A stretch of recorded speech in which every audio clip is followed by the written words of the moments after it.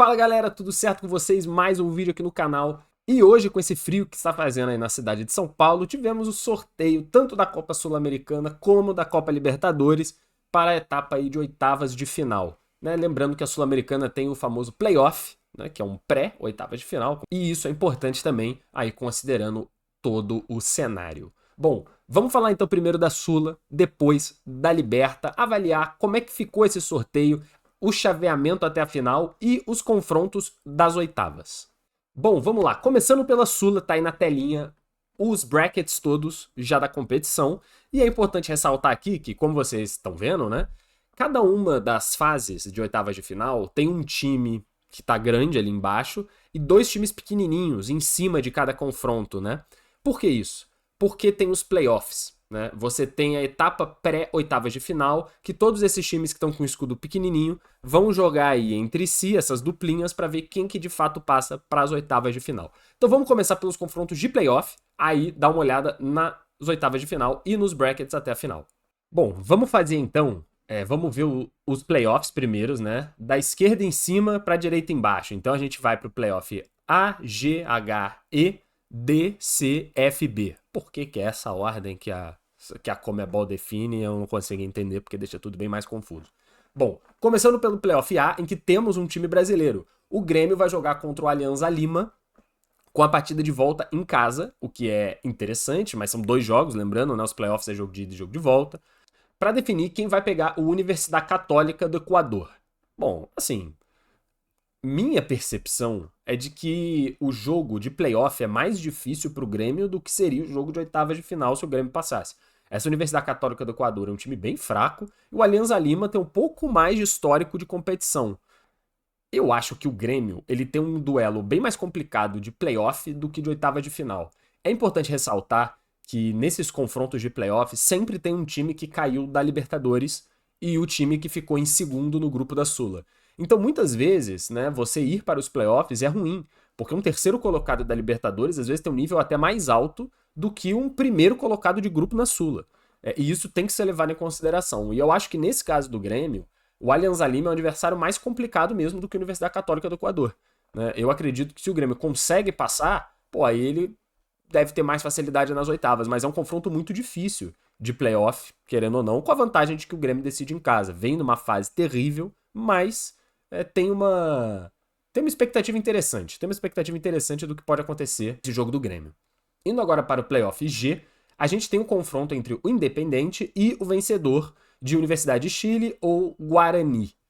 Aqui, cara, aqui meio que foda-se, Porque a Universidade do Chile é um time bem melhor que esse tal do Guarani, e ele vai pegar, se eu não me engano, é do Paraguai, e ele vai acabar pegando o Independente nas oitavas de final, e o Independente é mais forte do que a Universidade do Chile, e deve ser, se o Grêmio seguir firme e forte na competição, o adversário do Grêmio nas quartas. É complicado pro Grêmio, tá? Eu acho que seria um jogo bem aberto e o Grêmio não seria o favorito. Indo agora para o playoff H, a gente tem o Lanús, de um dos lados, contra Central Córdoba ou Cerro Largo. Interessantemente, eu acho que o Central Córdoba é o time mais forte de todos. Mesmo tendo caído em terceiro lugar no grupo do Flamengo e LDU, fez uma campanha excelente, somou 11 pontos, ganhou do Flamengo no Maracanã e empatou com o Flamengo na Argentina. Tem ampla vantagem contra o Cerro Largo e também, eu acredito, contra o Lanús, mesmo que o Lanús define em casa, Eu acho que o Central Córdoba vem bem forte nessa Sul-Americana e é um potencial candidato a quem sabe até mesmo ganhar, visto que os times brasileiros não estão levando muito a sério ou não estão em boa fase mesmo, Mas um dos que talvez esteja na melhor fase, considerando todos que estão aqui, é o Fluminense, O Fluminense que está aí na bracket do Playoff E, que vai jogar contra, e também é uma complicação, Bahia ou América de Cali. O Bahia é amplo favorito, caiu na Libertadores num grupo muito difícil, com o Inter, com o Nacional, com o Atlético Nacional, acabou ficando em terceiro lugar, e vai jogar contra o América de Cali, deve ganhar sem dificuldades, não é um confronto difícil pro Bahia, e depois pega um Fluminense que tá embalado também no Brasileiro, Tanto o Fluminense quanto o Bahia vem fazendo um ano muito interessante no Brasileirão, estão ali, sempre povoando por volta do G8, e não era exatamente uma expectativa, principalmente pelo lado do Fluminense, considerando o time que tem, Só que tá conseguindo performar. E na Sul-Americana, o Fluminense nadou de braçada, jogando com o time reserva. Teve jogo que nem o Renato Gaúcho viajou, e mesmo assim não teve a menor dificuldade. E o Bahia teve uma performance interessante na Libertadores. É verdade que sofreu, perdeu um jogo que não podia contra o Nacional, né, lá na Bahia, e isso que acabou eliminando o time. Só que, independentemente, é um time forte e é um dos candidatos a vencer também a Sula. Quem sobreviver, que provavelmente vai ser de Bahia e Fluminense, vai ter também um confronto difícil nas quartas contra muito provavelmente Central Córdoba. Então, pô, o lado de cima dessa chave, né, considerando a ida até a final, que tem times muito fracos, né, a gente pode ter um Independente, que não é grande coisa na semifinal, um Grêmio, que tá vindo em péssima fase na semifinal. Do outro lado, já nas quartas, vai ter confronto de dois times que podiam ser campeões. Então, ficou difícil, ficou ruim pro Bahia e pro Fluminense esse sorteio. Do outro lado da chave, começando ali pelo playoff D, a gente tem o time do Cienciano jogando contra o vencedor de Bolívar ou Palestino. Aqui, né, aquela coisa, pô, 3 times que ninguém se importa muito, né, considerando, mas que o Bolívar deve sair na frente no jogo de playoff porque joga numa altitude imensa, né, de 4 metros de altura lá na Bolívia, e até contra times fortes, muitas vezes consegue nivelar o jogo por causa da altitude. Contra o Palestino, que é um time bem fraco, o Bolívar deve acabar se sobressaindo e se classificando. E depois contra o Cienciano, que também é um time bem fraco, pode acontecer a mesma coisa, tá? Numa Copa Sul-Americana, o fator altitude impacta bastante. Talvez o Bolívar seja o melhor time, né, desses todos que jogam em altitude. E pode acabar abusando muito disso para ir longe na competição. Eu apostaria no Bolívar nas quartas de final, ganhando tanto playoff quanto as oitavas. E enfrentaria quem viesse do playoff C, né, que tem Godoy Cruz, já classificado para as oitavas, contra o vencedor de Atlético Bucaramanga e Atlético Mineiro. E assim, o Atlético Mineiro faz uma Sul-Americana horrorosa e um ano mediano. Tá difícil o ano pro Atlético. Só que, cara, se ele não conseguisse classificar nos playoffs contra o Atlético Bucaramanga, é pedir pra sair, né? A não ser que não leve a sério. Porque o Atlético parece que não levou a Sula até agora a sério. Vai passar a levar? Não sei. Porque vai levar o time reserva, time misto, vai focar no brasileiro, na Copa do Brasil. Não sei qual é a ideia do Atlético Mineiro. Se levar a sério a competição, deve passar tanto do Atlético Bucaramanga quanto do Godoy Cruz, que também é um time fraco. E aí vai ter que enfrentar a altitude do Bolívar, muito provavelmente nas quartas de final. Que não é moleza, mas poxa, o Bolívar não é o mesmo Bolívar de alguns anos atrás, que era um time até melhor do que é hoje. Então o Atlético tem um caminho interessante até a semifinal. Basta querer, mas eu não sei se o Atlético de fato quer. Considerando a parte de baixo dessa chave, a gente começa pelo playoff F, que temos Muxuc e Runa, sim, o time da tribo indígena boliviana Muxuc Runa, jogando contra o vencedor do playoff de Independente Del Valle e Vasco da Gama. Aqui ficou difícil pro Vasco. O Independente Del Valle joga na altitude também. É um time, não é tanta altitude quanto o Bolívar, é verdade, mas é a altitude lá de Quito. É uma viagem longa, é um confronto muito difícil, e considerando que o Vasco já fez nessa Sula, como perder para Porto Cabejo, tomar um empate depois de estar ganhando de 3-0 do Melgar, jogar mal contra o Lanús, eu não consigo enxergar o Vasco vencendo do Independente Del Valle, talvez nem mesmo no Brasil, né? Talvez nem mesmo no Rio de Janeiro. Então, cara, se o Vasco conseguir a classificação nesse playoff, eu vou achar um feito, eu vou achar heróico. E depois pega o Muxuc Runa, que é muito difícil de avaliar, porque é um time, é um time muito fraco, né? Ninguém conhecia, ninguém nem sabia que esse time existia até esse ano, só que fez uma campanha colossal na fase de grupos. Venceu de todo mundo, venceu o Cruzeiro no Mineirão. Então, mesmo que o Cruzeiro, ok, também não tenha levado muito a sério a Sul-Americana, é uma campanha impressionante do Muxuc Runa. Até onde esse time consegue ir? Não dá pra saber. Pode muito bem pegar o Vasco nas oitavas de final e perder. Porque é um time novato, né? É difícil de avaliar o quanto ele consegue performar a partir de agora. Mas eu acho que o Vasco tem aí potenciais 2 confrontos muito difíceis de playoff e de oitavas de final. Deu azar também, deu azar o Vascão. E para fechar, quem tá desse lado do Vasco da chave, a gente tem Huracan, já classificado, contra o vencedor de San Antonio Bulu e Once Caldas. Esse aqui é fraco demais. O Huracan é um time bem ruim. É verdade que fez alguns jogos interessantes, né? Contra o Corinthians, por exemplo, mas eu acho um time ruim. O Once Caldas é um time péssimo e o San Antonio Bulu é um time péssimo. Não tem ideia de quem vai passar, mas se eventualmente o Vasco conseguir chegar nas quartas de final, eu acredito que o confronto de quartas de final vai ser até mais fácil. Então, o sorteio tem dessas, né? O sorteio te provê esse tipo de coisa. Se eu tivesse que chutar agora para fechar né? Quem que chegaria na final de cada lado da chave? Considerando também confrontos e a performance de hoje dos times, é sempre bom lembrar que os playoffs, né, tanto de Sul-Americana como de Libertadores, começam só em agosto, tem toda a pausa no Mundial, os times vão ficar sem jogar, vão se reforçar, vão treinar, podem voltar muito diferentes, pro bem ou pro mal. Eu acredito que de um lado da chave, o Atlético Mineiro vai querer e vai estar na final. Essa é a minha aposta. Do outro lado da chave, eu acho que teremos Bahia na final da Sul-Americana, uma final brasileira entre Bahia e Atlético Mineiro, que seria muito legal, a verdade é essa. E com isso fechamos a nossa análise aí dos playoffs da Sula, né?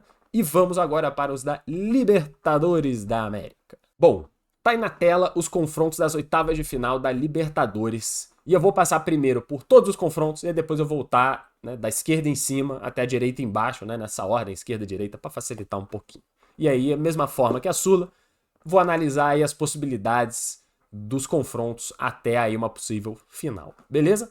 Então os confrontos acabaram sendo os seguintes: Atlético Nacional da Colômbia contra o São Paulo, Botafogo e LDU do Equador, Libertad e River Plate, Universitário do Peru e Palmeiras, Fortaleza e Vélez Sarsfield, Peñarol e Racing, Cerro Porteño e Estudiantes e Flamengo e Internacional. Cara, o sorteio foi bem interessante por diversos motivos, né? Começando aí por São Paulo e Atlético Nacional. Não dá pra se dizer que o São Paulo deu propriamente azar, mas considerando que era um cabeça de chave e pegou um time que eu considero bem difícil de jogar, principalmente fora de casa, também não foi um confronto bom.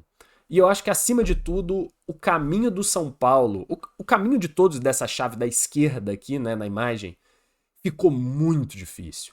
Porque o São Paulo decide em casa, é verdade, é o confronto das oitavas, é o favorito, mas depois o caminho é muito árduo, né?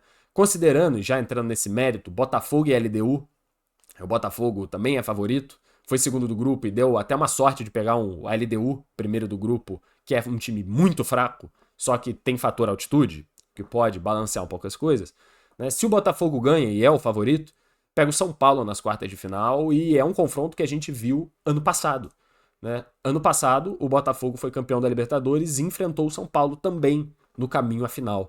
Então, existe até uma questão de rivalidade aí, do São Paulo querer devolver, e o Botafogo não é a mesma coisa. Então, esses dois times têm um confronto de oitavas de final um pouco mais tranquilos, é verdade, que tem algumas características. O Botafogo vai enfrentar altitude, o São Paulo vai enfrentar um jogo fora de casa bem difícil, mas o maior problema é se vencerem, vão jogar entre si, e aí, cara, aí é muita vera, é muito complicado, né? E é mais ou menos a mesma coisa que a gente observa embaixo, né? Na mesma chave, só que na chave de baixo, né? Digamos assim. Libertad e River Plate. O River Plate é amplo favorito, decide em casa, é um time muito melhor do que o Libertad, então deve para as quartas de final sem muito estresse. E Palmeiras Universitário é a mesma coisa. Teve um sorteio também extremamente bom para as oitavas de final, pegou um time fraquíssimo, que é esse Universitário, só que o River Plate é da mesma forma, pegou um time muito fraco, então ambos devem vencer e se enfrentar nas quartas de final, Palmeiras e River Plate. E aí, se eu não me engano, o Palmeiras que decide em casa, porque teve a melhor campanha geral. Eu acho que o Palmeiras decide todos os jogos em casa, se eu não estou enganado. Só que, cara, River Plate na Libertadores é um inferno. É um inferno. Então, beleza, as oitavas de final, eu acho que de todo mundo desse lado, dos brasileiros, né? Estamos considerando os brasileiros, ficou boa ou ok. Mas é passável. Todos eles são favoritos e devem passar.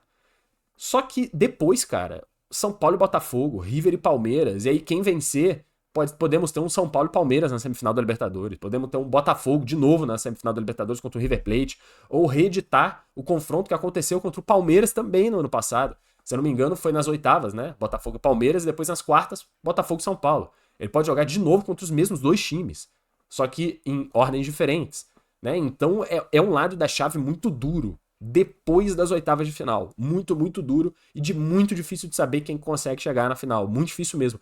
É até meio tipo assim, quem que eu acho que vai chegar na final? Não dá pra saber. Não dá pra saber porque tem uma parada que Palmeiras e Botafogo vão jogar, e River Plate vão jogar o Super Mundial, o São Paulo não. Isso pode fazer diferença. Vão ter contratações, vão ter saídas. Tem vários jogadores, por exemplo, saindo do Botafogo, outros chegando. Não dá pra saber como é que vai ficar os times. Então, muita coisa muda. O Estevão não vai estar mais aí pra jogar no Palmeiras. Como é que vai ficar esses times? É difícil de saber. Então é impossível de definir quem que seria o finalista desse lado da chave. Já o outro lado, eu acho que tem oitavas de final mais interessantes, de maneira geral, e depois caminhos um pouco mais abertos, dependendo de quem passar. Fortaleza e Vélez é um confronto muito difícil, porque o Fortaleza vem de uma fase trágica. Né? Tá vindo de uma sequência de jogos abominável, acabou de tomar 5-0 pro Flamengo sem ver a cor da bola, só que não dá pra saber também se vai dar pra mexer nesse time do Fortaleza pra daqui a um mês. Fortaleza é outro que obviamente não joga o Super Mundial, na verdade desse lado da chave só o Flamengo joga o Super Mundial, né? E isso pode ter algum tipo de impacto. Então, não dá pra saber como Fortaleza vai chegar. E o Vélez é um time organizado, é um time argentino, mas é fraco também. Então, se o Fortaleza tiver um pouquinho mais de capacidade técnica e tática daqui a um mês, nivela esse jogo. Nivela esse jogo. E é a Vera. Vai ser um confronto dificílimo, extremamente pegado. Da mesma forma que eu enxergo Peñarol e Racing. O Racing é um time bem melhor do que o Peñarol? Provavelmente sim. Vem jogando bem o Racing. Só que, cara, confronto de time sul-americano, argentino contra o uruguaio, o pau, cara, vai quebrar. O pau vai quebrar. Né? Nivelado por baixo, querendo ou não. E é a Vera. E quem vencer, seja lá pode passar Fortaleza e Racing, é a Vera de novo nas quartas de final. Então vai ser uma chave muito complicada e vai ter algum time nada a ver na semifinal da Libertadores. Talvez o favorito aqui seja o Racing a estar na semi da Liberta, né? Desses quatro. Mas, cara, nenhum deles é cotado para chegar nem perto de ser campeão. Mas alguém vai estar na semifinal. E uma vez que você está na semifinal, cara, você tá a 3 jogos de ganhar. Tá 3 jogos de ganhar. Então, abre-se uma possibilidade aí de uma zebra acontecer. Considerando a parte de baixo, a gente tem o Cerro Porteño e o Estudiantes. O Estudiantes é amplo favorito contra o Cerro Porteño. O Cerro Porteño é um time horroroso. Né? Mas também o Estudiantes não é grande coisa. Não acho que o Estudiantes seja um real competidor pelo título. O único fator é que, o Estudiantes é um time cascudo, um time argentino, um time que sabe jogar a competição, mesmo que nos últimos tempos não venha jogando muita competição. Mas tem esse fator, deve ganhar do Cerro e enfrentar quem vencer de Flamengo e Inter. E esse, para mim, é o confronto das oitavas de final, certamente. Flamengo e Internacional, dois times muito poderosos do Brasil, que no início do ano ambos eram cotados para disputar o título brasileiro. O Inter derreteu, né? Depois do início de ano bom, muito bom. O Inter acabou derretendo e não vem fazendo bons jogos ultimamente. Né? Tá meio de tabela no brasileiro. Se o jogo fosse essa semana, né, se os confrontos fossem essa semana, o Flamengo era amplo favorito para ganhar, mesmo decidindo no Beira-Rio, que sempre foi um lugar difícil do Flamengo conseguir resultados. Só que o jogo não é amanhã, o jogo é só em agosto. E o Inter pode ser um time totalmente diferente em agosto, pode ser um time muito mais eficiente, voltar a ser muito mais parecido com o que era no início do ano do que é hoje. E isso vai fazer com que esse confronto seja absurdamente legal, maneiro de se ver. O Flamengo vai ter jogado um Super Mundial, muita coisa depende de... O Flamengo vai longe, o Flamengo vai se eliminar na fase de grupos, vai cair nas oitavas. Tudo isso vai variar, né? De como o time vai chegar fisicamente, vai estar todo mundo inteiro, etc e tal. Tudo isso entra nesse mérito. E tem um fator, se eu não me engano, no meio dos jogos entre Flamengo e Inter na Libertadores, vai ter um Flamengo e Inter pelo Campeonato Brasileiro. Né? Vai ter Flamengo e Inter no Maracanã, num dia. Aí 3 dias depois, Inter e Flamengo lá no Beira-Rio pelo Brasileirão. E aí 4 dias depois, Inter e Flamengo de novo no Beira-Rio pela Libertadores. E isso muda um pouco também o cenário das coisas. Porque ter 3 confrontos em uma semana faz com que os técnicos consigam observar, por exemplo, no primeiro jogo, e fazer mudanças para o segundo jogo, e depois mais mudanças para o terceiro jogo. Vai ter o mesmo nível de enfrentamento no jogo do Brasileirão, que vai ficar entre os confrontos de Libertadores? Qual time vai levar mais a sério? Talvez o Flamengo tenha que levar mais a sério, porque tá competindo pelo título. Ou o Inter vai querer também. O estádio vai estar lotado, né, no Beira-Rio, na quarta e no domingo? Ou isso pode acabar esvaziando um dos dias, porque, é muito, né, você tem que lotar o estádio 2 vezes em uma semana, é difícil. Então tem muitos fatores que entram aqui nesse confronto, além do futebol jogado. Né? Mas independentemente disso, para mim é certamente o melhor confronto em termos de futebol que nós teremos nas oitavas de final, pelo menos teoricamente.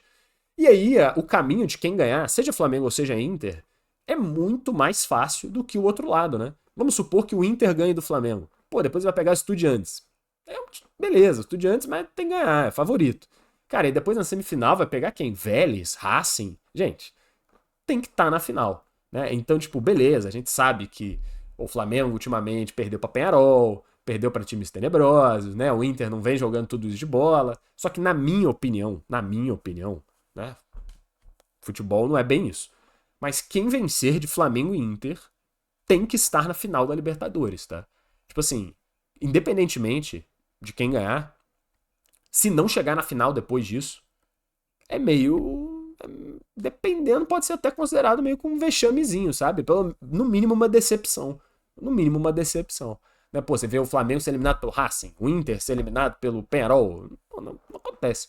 Então, querendo ou não, o caminho é mais fácil, mas tem esse peso aí da obrigação, querendo ou não, de estar na final da Libertadores. E o outro lado é uma grande incógnita, diferentemente. Pode ser São Paulo, pode ser Botafogo, pode ser Palmeiras, pode ser River, pode ser outro. Né? Então, ficou curioso, porque de um lado, oitavas de final muito mais fáceis e confrontos muito mais complicados até a final, e do outro, oitavas de final muito mais difíceis, só que o caminho muito mais aberto, seja lá para quem for, para chegar nessa final de Libertadores. Se eu tivesse que falar assim, pô, sabe o que eu queria, real? O que eu queria de verdade? Flamengo e Botafogo na final da Libertadores, pro Flamengo bater no fogão lá em Lima, no Peru. Ou, outra coisa que seria bem legal, Flamengo e River Plate para reeditar a final de 2019 no mesmo estádio. Também seria bem legal. Na verdade, para mim, o legal seria o Flamengo na final contra qualquer um, né? E fé. Mas é isso aí, né? Porque eu torço pro Flamengo, então não tem jeito. É isso, galera. Espero que vocês tenham gostado do vídeo analisando aí um pouquinho dos sorteios da Sul-Americana e da Libertadores. Um forte abraço e até o próximo.